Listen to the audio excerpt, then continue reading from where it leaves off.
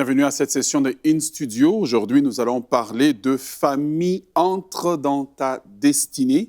Nous sommes dans le dernier message de la série La famille face à sa destinée, parce que nous croyons que la famille vient de Dieu. Dieu a institué la famille et en instituant, Dieu a béni la famille et Dieu veut que toutes les familles de la terre soient bénies.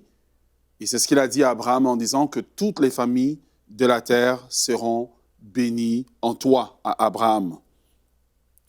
Nous allons lire la parole de Dieu pour nous servir de base de tout ce que nous allons dire dans le livre de Néhémie, le chapitre 3, le verset 1. Voici ce que la parole dit. Eliashib, le souverain sacrificateur, se leva avec ses frères, les sacrificateurs, et ils bâtirent la porte des brebis. Ils la consacrèrent et en posèrent les battants. Ils la consacrèrent depuis la tour de Méa jusqu'à la tour de Hananel.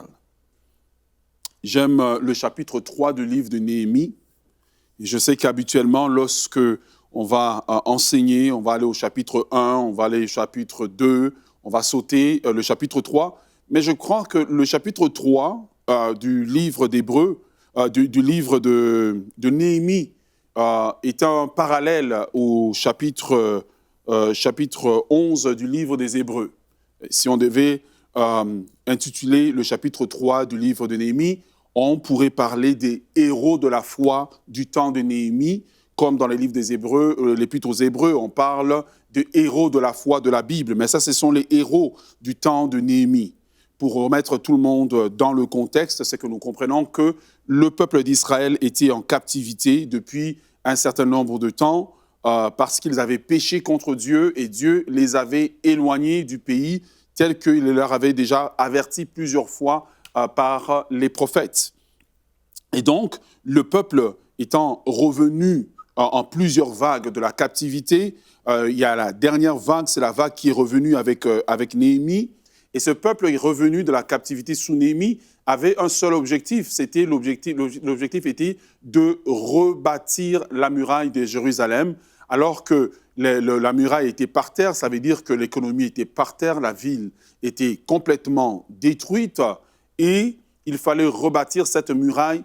Et ce peuple a réussi à faire l'exploit de rebâtir une muraille. J'aimerais que vous ayez l'image en tête. C'était des pierres qu'il fallait transporter. Ils n'avaient pas des machines comme aujourd'hui.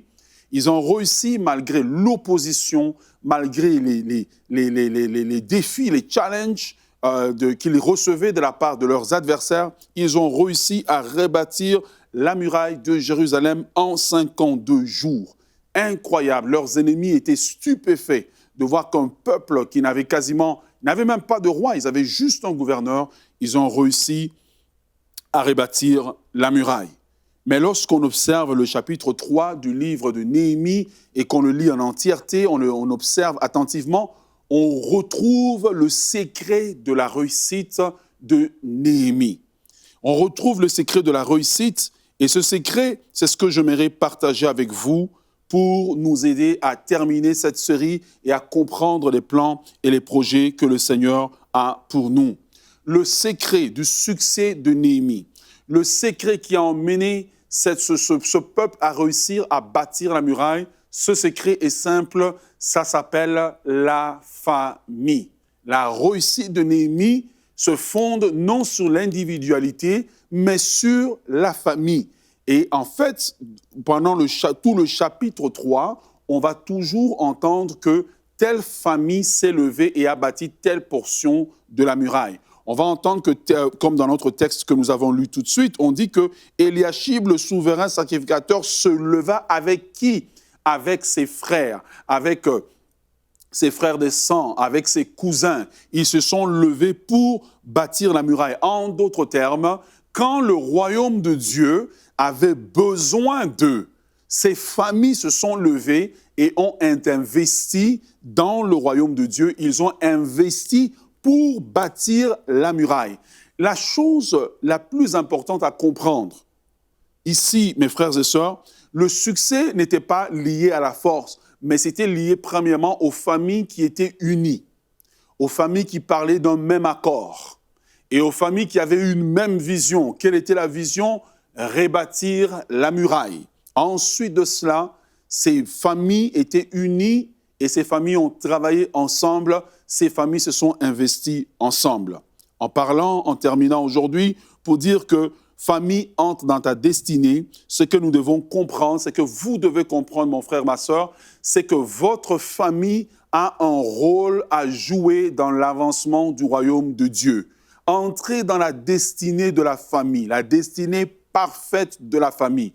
Parce qu'il y a des destinées qu'on se donne soi-même. Acheter une maison, il y a des projets qu'on se donne. Acheter une maison, acheter une deuxième voiture, voyager, immigrer dans tel ou tel pays.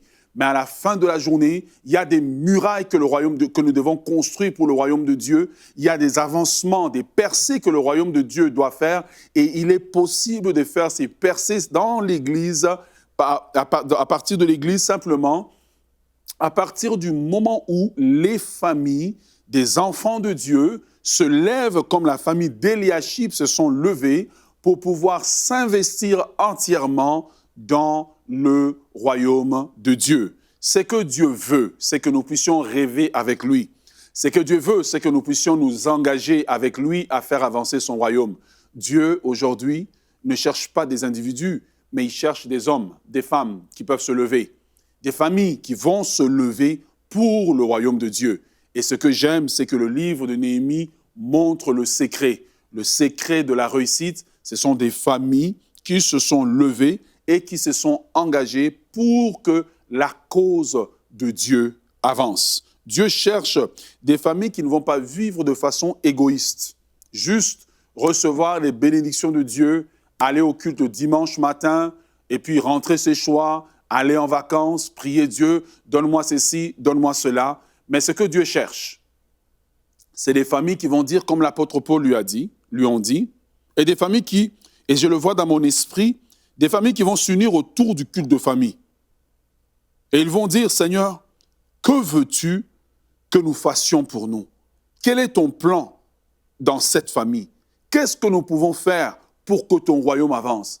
C'est ça que Dieu est en train de chercher. La famille face à sa destinée, c'est la famille qui répond à l'appel de Dieu. C'est la famille, ce n'est pas l'individu, c'est la famille.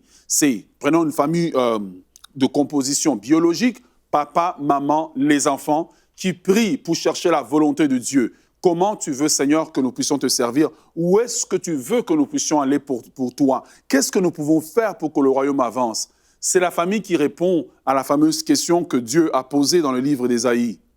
Lorsque Dieu demande, « Qui enverrai-je vers le perdu? Et qui marchera pour nous? » Ésaïe a répondu, « Me voici, envoie-moi. » Il y a des familles comme ça que Dieu appelle et qui doivent répondre à l'appel de Dieu, qui doivent accepter de sacrifier un certain confort pour que le royaume de Dieu avance. Lorsque les murailles ont été bâties au temps de Néhémie, ça n'a pas été bâti dans le confort. À un moment donné, Néhémie raconte combien ils étaient en train de bâtir la muraille et à un moment donné, les ennemis faisaient tellement pression qu'eux devaient bâtir avec leurs armes sur eux. Ils devaient bâtir avec une cruche, avec leur nourriture à côté d'eux. Ils devaient parfois bâtir sur des longues journées. Et souvenez-vous qu'en Palestine, il fait extrêmement chaud. Ils ont bâti sous l'oppression, ils ont payé le prix, mais aujourd'hui, nous pouvons lire leurs témoignages. Alors, laissez-moi vous poser une question. Alors que Dieu appelle votre famille à vouloir faire avancer le royaume de Dieu, quelle portion de la muraille du royaume votre famille va-t-elle bâtir? Quelle partie de l'histoire du royaume dans votre région, dans votre pays, votre famille va-t-elle écrire? La famille d'Éliachib a écrit l'histoire. Dieu appelle votre famille à écrire une histoire. Dieu ne vous appelle pas simplement à être des membres d'église qui vont juste aller s'asseoir et profiter de l'église et profiter des services de l'église. Mais Dieu cherche un homme, Dieu cherche une femme, Dieu cherche une famille qui vont, après avoir écouté ce message, sentir l'interpellation de Dieu. Et la famille entière va se lever pour entrer dans le service de Dieu. Votre famille a une destinée. Et sa destinée, c'est faire avancer le royaume de Dieu. Faire avancer le royaume de Dieu, c'est d'abord devenir partenaire pour le royaume de Dieu. Ça veut dire que quand vous devenez partenaire de Dieu pour faire avancer le royaume de Dieu, eh bien Dieu devient votre partenaire pour faire avancer votre famille. Devenez partenaire du royaume de Dieu aujourd'hui. Ne soyez pas un simple membre. Ne soyez pas, comme on appelle, un chauffeur de banc. Mais engagez-vous en tant que famille à servir pour faire avancer le royaume de Dieu. Numéro 1, devenez partenaire du royaume. Numéro 2, le service. Servez dans le royaume. Premièrement, je retourne là où je disais, devenir partenaire du royaume, c'est faire une alliance avec Dieu. Que partout où j'irai, je te servirai. Partout où j'irai, je te servirai. Je servirai la cause du royaume. Mais numéro 2, vous devez servir. Investissez votre temps pour Dieu. Et Dieu lui-même vous donnera du temps pour vous-même. Je vous invite aujourd'hui à vous engager à servir Dieu. Dans la famille, que l'homme se lève et serve Dieu. Dans une quelconque tâche dans laquelle Dieu vous trouvera utile. Parce que dans le royaume, il n'y a pas de petits services, il n'y a pas de petits ministères. Nous sommes tous serviteurs de Dieu à un niveau ou à un autre. Eliashib était un sacrificateur. Quand nous lisons le texte, et je vais le relire pour nous. Eliashib, le souverain sacrificateur, se leva avec ses frères, les sacrificateurs, et ils bâtirent la porte des brebis. Mon frère, ma sœur, à l'époque, ce n'est pas un travail de sacrificateur qu'ils faisaient. Le travail de sacrificateur, c'était d'être au temple et d'offrir des sacrifices. Ils ont fait un travail pour lequel ils étaient surqualifiés, mais ils l'ont fait à cause de la nécessité du moment. Nous ne servons pas Dieu parce que c'est facile. Nous servons Dieu parce que c'est important de servir Dieu. Nous servons Dieu parce que c'est nécessaire de servir Dieu. Eliashib, le souverain sacrificateur. J'aimerais qu'on dise de toi, Antoine, le PDG de la famille, servait à l'église comme placier pour faire asseoir les gens. J'aimerais qu'on dise de toi, je ne sais pas moi, Bertrand, le pilote d'avion, servait à l'église comme musicien alors que c'était un professeur d'université. C'est que Dieu cherche dans son royaume. C'est des familles qui ne vont pas regarder comme rabaissant de servir Dieu. Eliashib a servi. Alors que ce n'était pas dans son domaine, il pouvait dire, mais c'est rabaissant. Moi, je suis supposé, d'après ma formation, d'après mon rang, être dans une position où les gens vont m'apporter des sacrifices. Mais en ce moment, là où le royaume avait besoin de lui, c'est là où c'était à la muraille. Servez là où Dieu a besoin de vous, pas là où vous vous voyez. Il faut que vous vous leviez et servir. L'investissement financier, c'est le troisième endroit où le royaume a besoin de vous. Mon frère, ma sœur, investissez vos finances dans le royaume de Dieu et Dieu s'occupera de vos finances.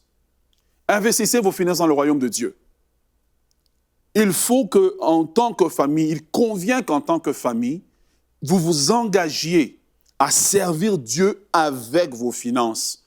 Dieu n'oublie jamais un investisseur. David a dit, « J'étais jeune, j'ai vieilli, je n'ai jamais vu le juste abandonné, ni sa postérité mendier son pain. » La famille qui garantit son avenir est la famille qui investit en Dieu, qui investit financièrement dans le royaume de Dieu, parce que Dieu n'oublie jamais un investisseur. Vous devez vous lever avec vos finances pour investir dans le royaume de Dieu. Numéro 4. Mon frère, ma sœur, lorsque le souverain sacrificateur Eliashib et ses frères se sont levés avec Néhémie pour bâtir la muraille, eh bien, on ne les a pas applaudis, on s'est moqué d'eux. Les gens à la tour se sont moqués d'eux. Quand vous vous levez pour servir Dieu en tant que famille, toute personne aura une opinion sur vous. Mais j'ai l'habitude de dire aux gens, l'opinion des gens sur vous, premièrement, les gens ont eu droit à leur opinion. Mais l'opinion des gens sur vous n'est pas la parole de Dieu. Ce qui compte, c'est ce que Dieu dit sur vous.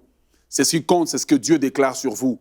Et tant des gens auraient servi Dieu déjà, auraient déjà engagé leur famille à servir Dieu, mais ils ne s'engagent pas à servir Dieu parce que simplement, comme au temps de Néhémie, il y a toujours des moqueurs. Il y aura toujours des gens qui se moquent de vous. Il y aura toujours des gens qui vous diront, mais comment ça se fait que vous êtes une personne, un médecin, et vous vous servez simplement comme placier à l'église? Vous devriez être dans un rang élevé. Là où le royaume a besoin de vous, c'est là où vous êtes le plus utile. Alors c'est important pour nous de laisser de côté notre propre ego et notre propre personne et de nous engager à servir Dieu. Et je vous en prie aujourd'hui de ne pas regarder à ce que vous faites dans la société, mais de regarder au royaume. Où est-ce que le roi du royaume a besoin de vous? Il faut que vous puissiez vous engager à servir. Servez Dieu. Aujourd'hui, on se moque de vous, mais le temps vous donnera raison. Lorsqu'ils ont commencé à rebâtir la muraille, ils se sont moqués de Néhémie, d'Éliachib et de toute cette génération de familles qui se sont levées pour bâtir la muraille de Jérusalem. Mais à la fin, lorsque la muraille était bâtie, ils ont été confus et honteux. Je vous en prie de servir Dieu en tant que famille parce qu'il y a une récompense qui s'attache aux familles qui servent Dieu. Il y a une récompense quand papa, maman, les enfants s'engagent tous dans les services de Dieu. Dieu bénit les familles qui s'engagent dans son service. Dieu bénit ces familles-là. Numéro 6, vous devez numéro 5 plutôt, c'est important pour vous et pour nous d'enseigner à nos enfants de servir Dieu. Et une des façons dont les enfants vont apprendre à faire avancer le royaume de Dieu, c'est quand ils voient les parents valoriser le royaume de Dieu. Le valoriser en arrivant à l'heure et en avance au culte. Le valoriser en servant dans le royaume de Dieu. Le valoriser en donnant pour le royaume de Dieu. Le valoriser en parlant en bien du royaume de Dieu. Si vous parlez en bien du royaume de Dieu, en bien de l'église locale, Dieu permettra que vos enfants aient un cœur qui veut travailler pour le royaume de Dieu. Et une des choses que vous devez faire, c'est apprendre à servir. Apprenez à vos enfants à servir dans le royaume. Apprenez-leur à servir, qu'ils deviennent des musiciens dans la maison de Dieu, qu'ils apprennent à jouer de la musique, qu'ils apprennent à jouer de la musique, qu'ils apprennent à faire de l'audiovisuel, à filmer. Il y a tellement de besoins dans l'Église que c'est impossible d'avoir une masse de jeunes gens juste assis dans l'Église. Chaque personne dans l'Église est un serviteur de Dieu et il est important pour nous d'enseigner à nos enfants. Ce n'est pas l'Église qui va enseigner à nos enfants de servir, c'est nous. Et ce que j'aime du texte que nous avons lu, c'est qu'Éliachib s'est levé avec ses frères. Ça veut dire sûrement qu'ils étaient mariés, sûrement qu'ils avaient des enfants. Mais quand les enfants ont vu papa en train de servir, en train de bâtir la muraille, sûrement qu'ils sont venus aider. Ils avaient un modèle visuel qu'on honore Dieu en le servant. On honore pas seulement Dieu avec les lèvres, mais on l'honore en le servant. On l'honore en donnant du temps pour le royaume de Dieu. On ne l'honore pas en étant assis dans le banc. On l'honore en se levant et en faisant avancer le royaume de Dieu. Finalement, le point numéro 6 que j'aimerais vous dire ici. Pour servir Dieu, il faut garder les yeux sur les richesses éternelles. Lorsqu'on se moque de nous, lorsque tout est difficile, lorsque tout semble bloqué autour de nous, il faut que nous soyons capables de servir Dieu dans notre génération, mais en ayant les yeux fixés sur Christ, qui est l'auteur et le rémunérateur de notre foi. Il faut fixer les yeux sur les richesses, les couronnes que nous recevrons de Dieu lorsque le Seigneur va revenir. Il y a des récompenses attachées au service dans le siècle présent, mais il y a des récompenses attachées au service dans le siècle à venir. Et quand un parent enseigne à ses enfants à servir Dieu et que la famille entière s'engage à servir Dieu, non seulement la famille rentre dans la destinée de Dieu, que Dieu a pour elle, qui est de faire avancer le royaume, mais elle a une double bénédiction encore, qui est de s'amasser des trésors et des richesses dans le royaume de Dieu présent et le royaume à venir. Voilà pourquoi Dieu vous appelle. Dieu appelle chacun d'entre nous à se lever et à s'engager avec sa famille pour le service du royaume de Dieu.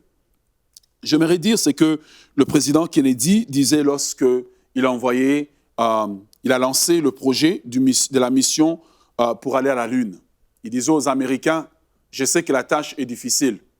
Nous ne faisons pas ça parce que c'est facile, mais nous faisons ça parce que c'est difficile. Mais nous sommes capables. Et ce que j'aimerais vous dire, c'est que nous ne servons pas Dieu parce que tout est beau dans nos vies. Vous ne servez pas Dieu parce que tout est beau, parce que tout est parfait. Vous servez Dieu parce que vous avez la révélation du royaume. Vous servez Dieu parce que vous voyez au travers de son Église, au travers des tâches qu'il vous donne dans l'Église, dans la mission ou dans quelque service que Dieu vous demande, vous avez la vision du royaume, la vision du roi du royaume. Et parce que vous aimez Dieu, vous manifestez l'amour que vous avez pour Dieu par le service. Nous ne servons pas parce que c'est facile. Parfois, servir Dieu, c'est servir quand on est fatigué, quand on est épuisé, quand on est malade, quand on est découragé. Mais nous servons Dieu parce qu'il est bon, parce qu'il est juste, parce qu'il nous a sauvés, parce que nous l'aimons.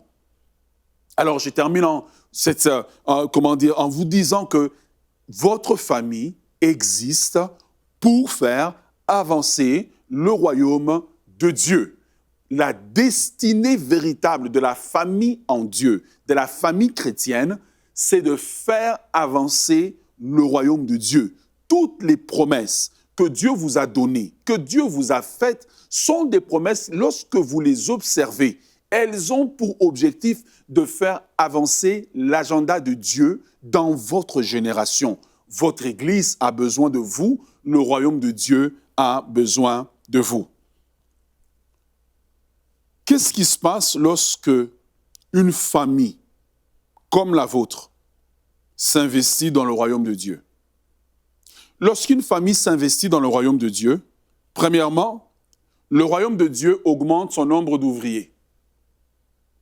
Jésus dit que la moisson est prête, priez le maître de la moisson pour qu'il envoie des ouvriers. Remarquez qu'il aurait pu dire, priez le maître pour qu'il envoie des anges, pour qu'il envoie de la puissance, pour que le maître convertisse la moisson directement, que la moisson soit dans les greniers. Mais Jésus a adressé le problème principal du royaume de Dieu. Et le problème principal du royaume de Dieu, c'est un problème de manque de ressources. Et où est-ce que le royaume de Dieu va trouver les ressources nécessaires? C'est dans les familles. Et voilà pourquoi Dieu nous donne nos familles pour que nos familles soient au service du royaume. Je retourne à notre texte. Le texte dit que Eliashib avec ses frères se sont levés. Je prie que vous puissiez vous lever avec vos frères. Je prie que vous puissiez vous lever avec vos sœurs. Je prie que vous puissiez vous lever avec votre famille et investir pour l'avancement du royaume de Dieu parce que c'est le plus grand privilège que Dieu ait donné à l'homme. Qu'est-ce qui se passe lorsqu'une famille se lève et investit pour le royaume de Dieu? Eh bien, le travail qui devait être fait est fait dans un temps un peu plus court. Parce que plus d'ouvriers, c'est plus de gens disponibles. Plus de gens disponibles, c'est un travail qui se fait rapidement. Et nos églises sont en train de crouler sous le poids. Les ouvriers dans les églises croulent sous le poids du travail, alors que 80% des gens, en moyenne, sont juste à l'église, assis, attendant de recevoir un service. Dieu appelle votre famille à se lever pour l'église. Dieu appelle votre famille à se lever pour soutenir des ministères. Dieu appelle votre famille à se lever pour investir pour le royaume de Dieu. Quand une famille s'investit pour le royaume de Dieu, qu'est-ce qui se passe? Il y a un renouvellement d'effectifs. Lorsqu'une famille investit pour le royaume de Dieu, il y a un renouvellement d'effectifs. Il y a une nouvelle génération qui se lève. Surtout lorsque cette famille a des jeunes gens, des jeunes hommes. Eh bien, c'est des gens qu'on peut placer au protocole ou qu'on placier. C'est des gens qui peuvent servir dans les finances, dans la nouvelle technologie dont l'Église a besoin pour faire avancer le royaume de Dieu. Lorsque une famille entière se lève, non seulement l'Église a des nouveaux ouvriers, mais là, un renouvellement d'effectifs.